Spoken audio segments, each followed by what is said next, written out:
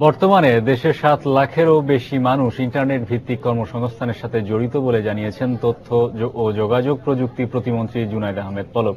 সোমবার রাজধানীর একটি হোটেলে 5 থেকে 11 সেপ্টেম্বর সপ্তাহব্যাপী বাংলাদেশ ইন্টারনেট উইক 2015 উপলক্ষে আয়োজিত সংবাদ সম্মেলনে তিনি একথা জানান। এ সময় 2018 সালের মধ্যে দেশের 50% জনগোষ্ঠী ইন্টারনেটের আওতায় আসবে বলে জানান প্রতিমন্ত্রী। তিনি দাবি করেন, আগামীতে ভারতে 10 জিবিপিএস ব্যান্ডউইথ রপ্তানি করলেও দেশের ইন্টারনেট ব্যবহারকারীরা কোনো সমস্যায় পড়বে না। আমাদের লক্ষ্য আমরা নির্ধারণ করেছি যে 2021 সালের মধ্যে 50% ব্রডব্যান্ড কানেক্টিভিটি এবং 100% মানুষকে আমরা ইন্টারনেটের সেবার আনতে চাই। 10 জিবিপিএস আমাদের এক্সপোর্ট করার জন্য চুক্তি হয়েছে। এখানে 10 জিবিপিএস দিলেও আমাদের ব্যান্ডউইথের কোনোই ঘাটতি থাকবে না, কারণ 16 সালের প্রথম দিকেই দ্বিতীয় সেগমেন্ট কেবল সেমিইউ 5 এ আমরা যুক্ত হব, যেখানে আমরা নতুন করে আরো 1300 জিবিপিএস আমরা ব্যান্ডউইথ পাবো।